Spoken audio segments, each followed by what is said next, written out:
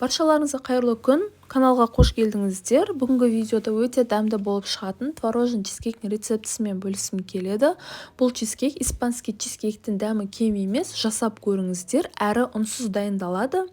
Видеоны соңына дейін көріп, каналға тіркеліп кетуді ұмытпаңыздар. Ең алдымен таза ыдысымызға творогымызды салып алатын боламыз. Творогтың үстінен сапасы жақсы сгущенкамызды қойып, оның үстінен қантымызды салып алатын боламыз. Содан соң дәміне қарай ванильный сахар салып, ванильный сахардың үстінен 20%-лық 4 ас қасық сметанамыз салып алатын боламыз. Бұл жерде 3 жұмыртқаны ақ уызы мен сары уызын бөліп алатын боламыз. Жұмыртқаның сары уызын осы творожный массамыздың үстінен салып алатын боламыз.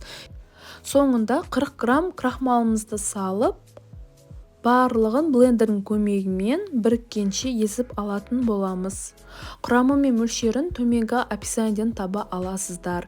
Міне біздің творожный массамыз дайын. Шетке қойып, жұмыртқаның 3 ақ уызына шым-шым тұзымызды салып, ағарғанша жақсылап миксерлеп алатын боламыз.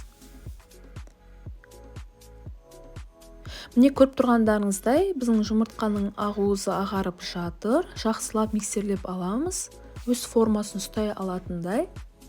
Міне біздің жұмыртқаның ақ уызы дайын. Содан соң творожный массаның үстінен салып, жақсылап біріккенше тағда араластырып алатын боламыз. Осы кезде пісіретін духовкамызды 180 градуста алдын ала қыздырып алсақ болады. Міне біздің творожный массамыз дайын, көріп тұрғандарыңыздай.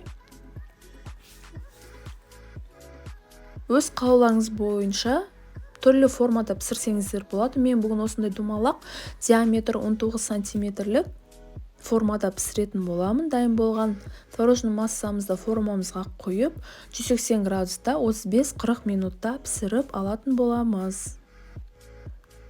Міне біздің уақытымыз өтті. Творожный чизкейкіміз дайын, көріп тұрғандарыңыздай. Өз қалауларыңыз бойынша сәндеп алсаңыздар болады. Холодильникке 1 сағатқа салып немесе суытып кесе берсек болады. Міне біздің творожный чизкейкіміз дайын. Содан соң өз қалауларыңыз бойынша сәндеп жей берсеңіздер болады. Дәмі өте керемет болып шықты. Үйде жасап көріңіздер. Егер де видео рецепт ұнаса, каналға тіркеліп, лайк басып кетуді ұмытпаңыздар. Тағы да көптеген рецепттермен бөлісіп отыратын боламын. Ас болсын!